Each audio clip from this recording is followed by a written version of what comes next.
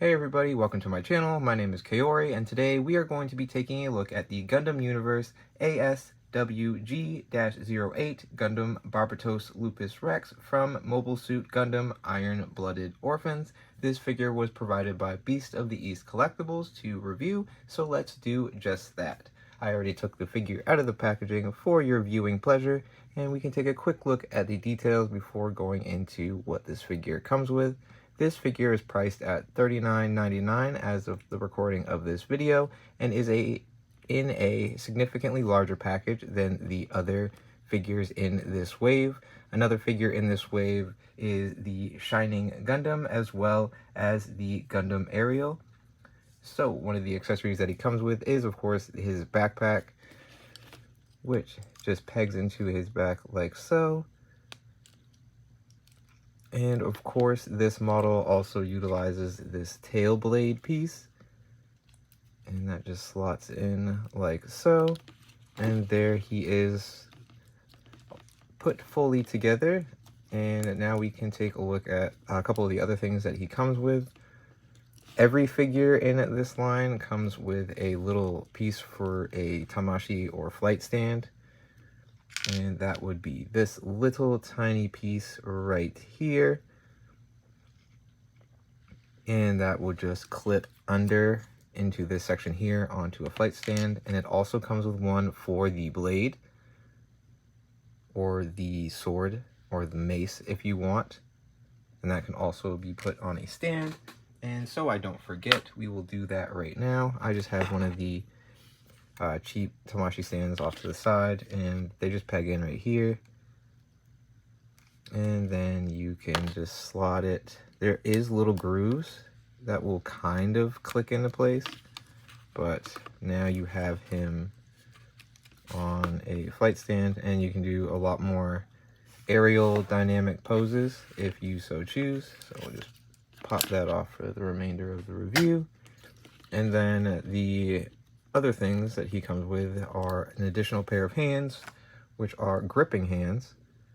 So we have those right here, which are nicely detailed, and you wouldn't have gripping hands without a weapon. So here's his giant edged mace, and it's pretty nice. It's a pretty sturdy quality. This is kind of why the box is so big, because this is slightly larger than the figure itself, which is pretty cool.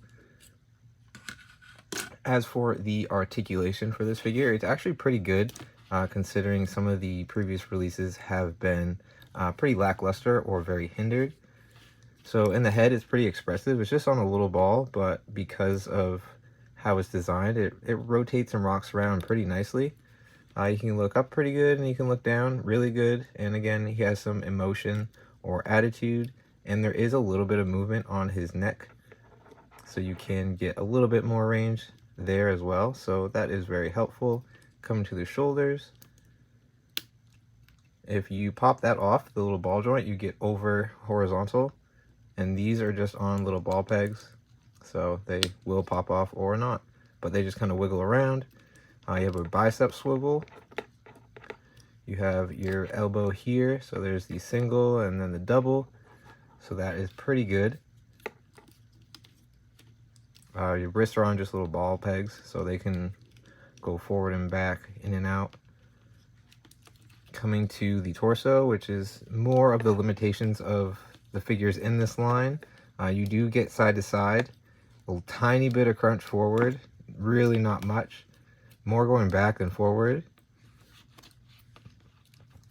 And then these skirt pieces, I believe, yeah, these are unhinged, but they're pegged in to the side, and the same with these front ones. They're just on these long pegs, and that will hinge up. Not the greatest, but not the worst.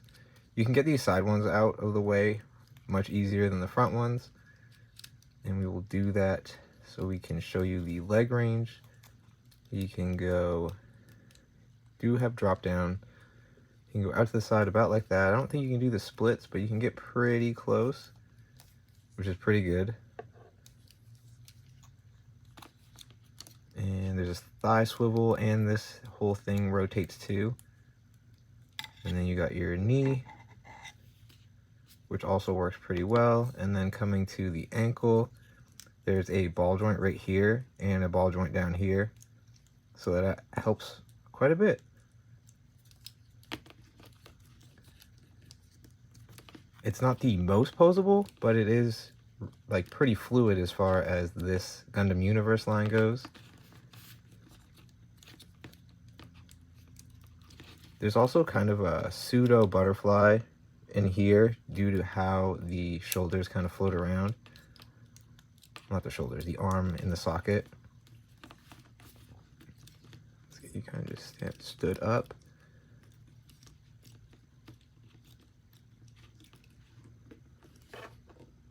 And we will grab a couple of comparisons.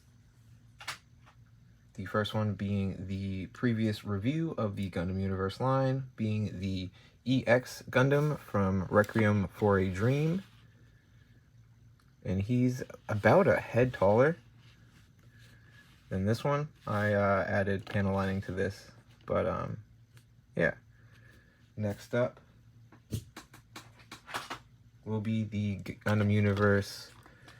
This is the second one in the first wave. So it's not 0, it's just the original Wing 0. And then from the same line, we have the Master Gundam.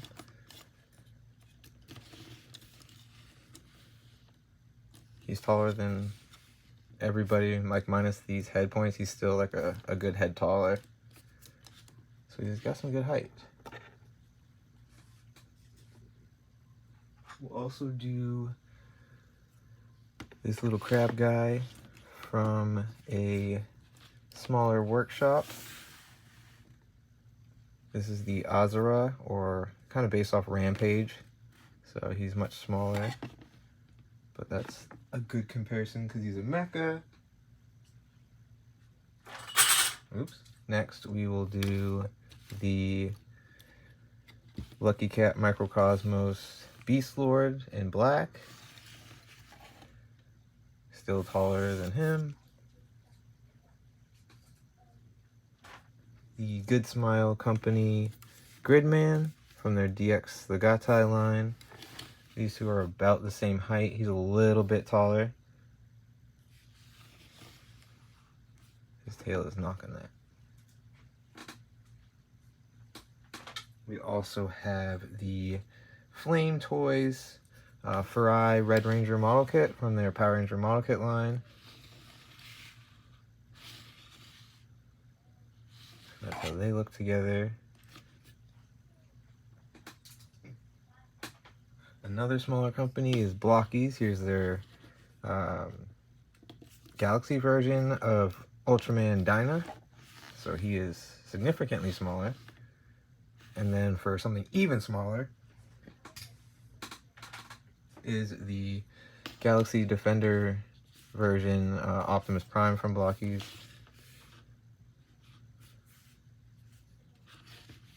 And then for a close comparison with this unit, here is a tiny little Gashapon Gundam pilot. So you can see how I feel like that would scale pretty well. And then for something a little bit taller than it, we will do this Garo figure, who's in the more 7 to 8 inch scale, or 1/10 scale, I guess you would call that. And this guy is pretty cool. One of the things that I want to do with all of the Gundam Universe figures that I have and will be getting is just adding a little bit of panel lining and such. I use the Gundam marker black and gray most of the time. There's plenty of other colors that I plan on utilizing, but I just like to highlight like these little grooves on his helmet, just little lines. If there's little Vulcan cannons and things that you can't really see, you know, depict those a little bit better. You know, some of these little lines in and around all the details, just to give it a little bit more depth.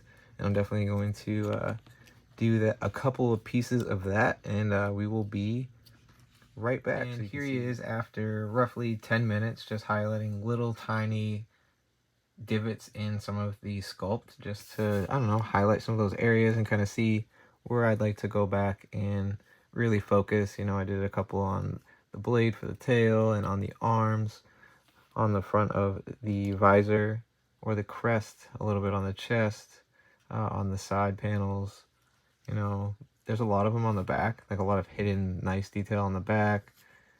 And I definitely want to go in with a couple of different colors and highlight different areas that could definitely use it. But for 40 bucks, I really like this figure. I like it a lot more than I initially thought I would. The articulation and motion is pretty decent. There's definitely room for improvement, like with many things. I stated in my last Gundam Universe video that there was like a fatal flaw with this line, and it still applies here.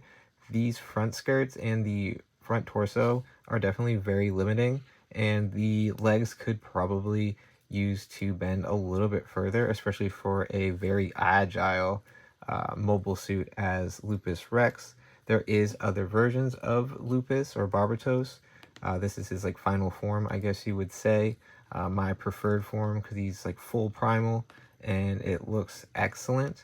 One thing I will note as well is because of the joint system for all of the wrist, depending on the weight of the weapon, you can experience some annoyance, I guess you would call it. So with the giant mace, it is a giant mace and it is pretty heavy. It's not the thickest thing in the world, but it still has a decent amount of weight to it. It holds in the hand fine, but just this little ball peg doesn't really have the resistance to hold it very sturdily. I'll show you what I mean. So these are pretty loose. Granted, you can fix this with, you know, floor polish or a joint lubricant, because I know there's lots of different variations of that, but it's very loose. You have to kind of push this all the way in for it to kind of not just droop immediately.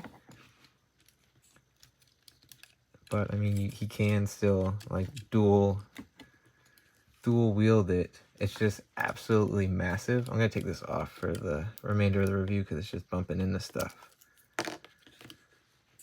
That's another thing. It just bumps into stuff. Like, let's see. Oh, popped it off. And it's not like the arm that's the problem. It's the wrist. So you can like the arm isn't the issue. The arm can handle the tension, but the wrist definitely have a harder time with the mace weapon. You can definitely make it work though, you know, a little bit of patience, but it is one of the things that I wanted to point out because it's kind of frustrating. Let's try to just get him in a semi-wielding pose. But this guy is definitely really cool. I highly recommend looking into this line if you haven't already. It's a nice substitute for the model kits if you just don't have the time to build the model kit and, you know, potentially break some of the pieces or things of that nature. I mean, that's true for action figures as well, but you just buy this, take it out of the box, and you can play with it. You can customize it. Some of the models or mobile suits are within the same build, so you can swap some pieces around to make custom builds if you so choose. But I really like this guy. This is probably my favorite release that I have in my collection. I have a soft spot for Mobile Suit G Gundam because it was the series that really got me into Gundam, and I really like most of the mobile suits in that series as well. But this guy really is awesome. The series piqued my interest when it came out in 2015, I believe. And this is a really solid Gundam Universe figure. There's a couple others that I want to pick up, like I believe there's a revival version of the Unicorn Gundam that looks pretty cool, as well as the Wing Zero and Epion. I definitely want to take a look at those two, as well as the other figure from Requiem for a Dream. After handling this guy a lot more, and especially adding this crazy amount of panel lining, it's excellent. But I wanted to check something. This is why he's here. They utilize the same, yeah, it's the same. So technically, maybe you could, if I can find the slot. Yeah, I mean, he's super short, but you can, you know, mix and match some of the pieces. Let me take your hand off. To, you know, make some custom builds, and that's fun. He looks hilarious. But then you could obviously, oops, this might look too cool. Yeah, that looks too cool. It's not in scale, you know, the torso is a little goofy, but that's still pretty sweet. Yeah, that's pretty cool. Not gonna lie. They're not, like, the colors don't match, but, like, you could definitely, and then swap the arms. That'd be sick. So, yeah, you can have a lot of fun with this line, especially at the price point. I definitely think it's worth checking out. There's a ton of different mobile suits, and there's a lot of new versions coming out of some of those. So, definitely keep your eye out on this line. I see it the most frequently at, like, my Walmarts and Target in the collectible section. Like, I see it the most frequently at those two places. Online, not as much. Like, it's not as in your face as it is at Walmart and Target, but of course you can go to Beast of the East Collectibles and use one of their multitude of discount codes that they have at any given time.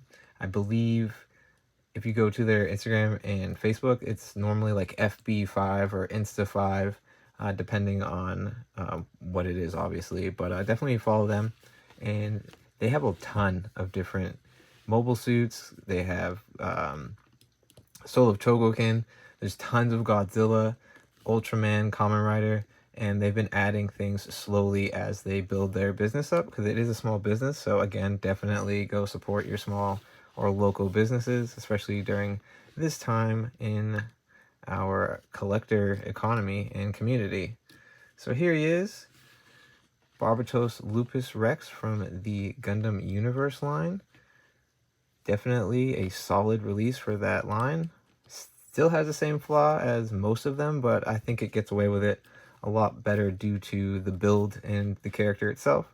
So, like, follow, and subscribe for more like this, and let me know what your favorite mobile suit is, and let me know what you'd like to see me review next. I have a couple of things that I may drop anyway, but let me know your thoughts in the comments below. And with that, I will see you guys in the next one. See ya!